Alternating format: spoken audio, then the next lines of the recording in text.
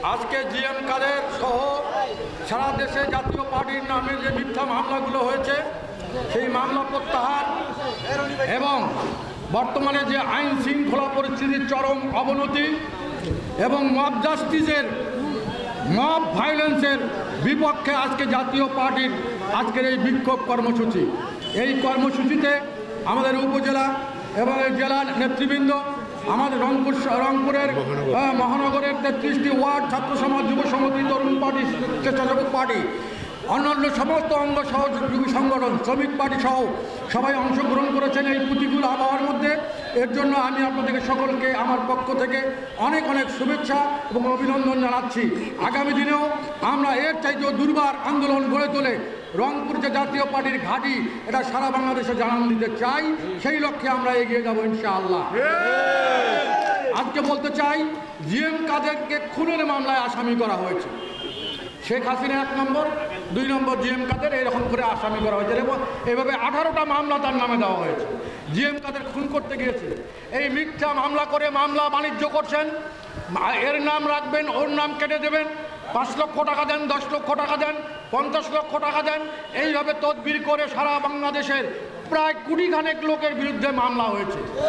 এই মামলা পুলিশ তদন্ত করবে কিভাবে, এরা চার্জশিট দিবে কিভাবে, বিচার হবে কিভাবে?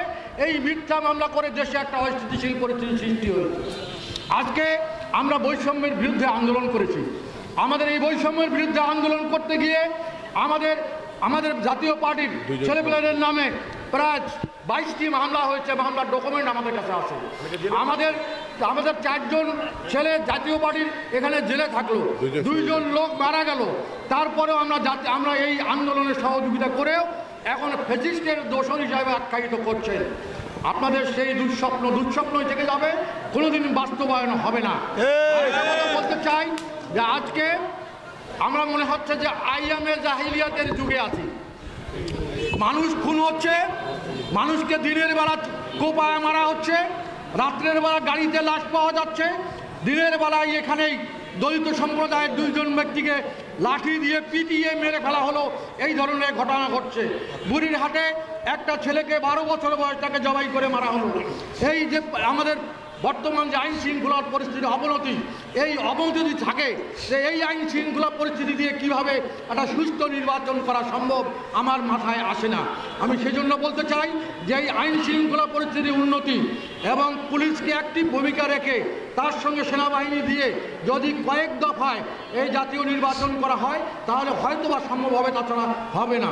এর মধ্যে ষড়যন্ত্র করা হচ্ছে যে আওয়ামী লীগকে যেভাবে বাতিল করা হয়েছে, জাতীয় পার্টির একটা দালাল চক্র যে রুহুল আমিন হাওলাদার শেখ হাসিনার ছবি নিয়ে পোস্টার ছাপিয়ে নির্বাচন করেছে গত 24 নির্বাচন, যে আনিসুল ইসলাম মাহমুদ শেখ হাসিনার আশীর্বাদ পুষ্ট হয়ে তার ছবিটা প্রথমে দিয়ে নির্বাচন করেছে, যে চুন্নু এই নির্বাচন করেছে শেখ হাসিনার ছবি লাগিয়ে, তাদেরকে দিয়ে জাতীয় পার্টিকে ভাঙার একটা ষড়যন্ত্র।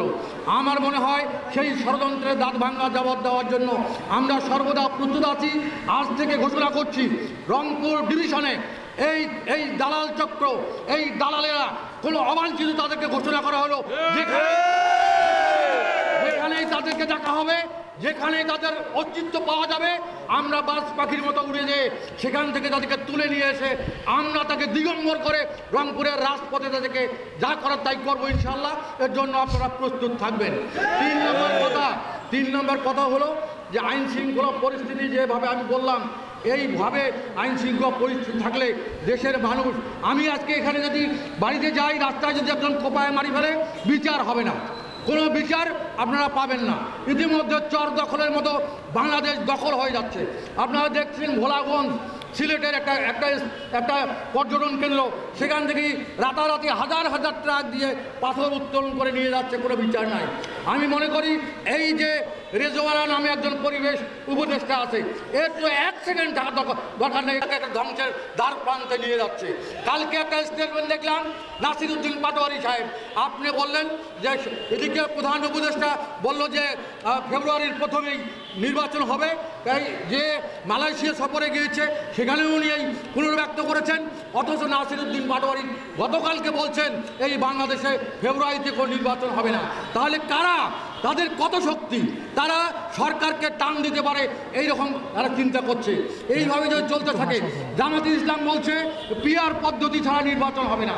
এই ধরনের একটা অস্থিতিশীল অবস্থা বিরাজ করা, বাংলাদেশকে একটা অকার্যকর দেশে পরিণত করার জন্য একটা অপচেষ্টা চলছে। আমরা চাই এই বাংলাদেশ আপনার 30 লক্ষ মানুষের রক্তের বিনিময়ে অর্জিত এই দেশ, 2 লক্ষ মা বোনের সংগ্রামহানির বিনিময়ে এই দেশ, এই লাল সবুজের পতাকা, এই লাল সবুজের পতাকাকে কতগুলো শকুন যদি নষ্ট করতে চায় আমরা সেটা করতে দেব না। রক্তের তাজা রক্ত ঢেলে দিয়ে এই ধরনের ষড়যন্ত্র আমরা রুখে দেবো ইনশাআল্লাহ। জাতীয় পার্টির নেতাকর্মীদেরকে সবসময় সজাগ থাকার জন্য আমি অনুরোধ যাচ্ছি, যে কোনো মুহূর্তে আন্দোলনের ডাক আসতে পারে। সেই আন্দোলনে সব উপজেলা, সব ইউনিয়ন এবং জেলা, মহানগর সকলে মিলে আমরা একটা জোরালো আন্দোলন গড়ে তুলব অন্যায়ের বিপক্ষে। জাতীয় পার্টির রাজনীতি কোনো চাঁদাবাজির ইতিহাস নাই, জাতীয় পার্টির রাজনীতি কোনো সন্ত্রাসের ইতিহাস নাই, জাতীয় পার্টির রাজনীতি গণমানুষের জন্য রাজনীতি। আমরা কোনো সহিংসতা চাই না, কিন্তু কেউ যদি সহিংসতা করতে চায় তাকে আমরা আবার ছাড়ি না। আমরা তার তাৎক্ষণিক জবাব দেওয়ার জন্য জাতীয় পার্টির প্রস্তুত আছে। আমি এখানে প্রশাসনের অনেকেই আমার বক্তব্য শুনছেন, আপনারা শুনে নেবেন। আপনাদের উত্তরসূরিদের কাছে আমাদের রংপুরের জাতীয় পার্টির ইতিহাস জানবেন। জাতীয় পার্টি শান্তিপূর্ণ রাজনৈতিক দল, জাতীয় পার্টি সহিংসতায় বিশ্বাস করে না।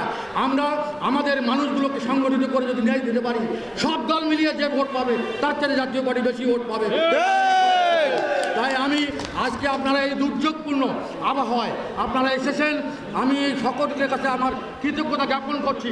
ঠিক এভাবেই ডাক দিতে হবে, এভাবেই সাড়া দিতে হবে।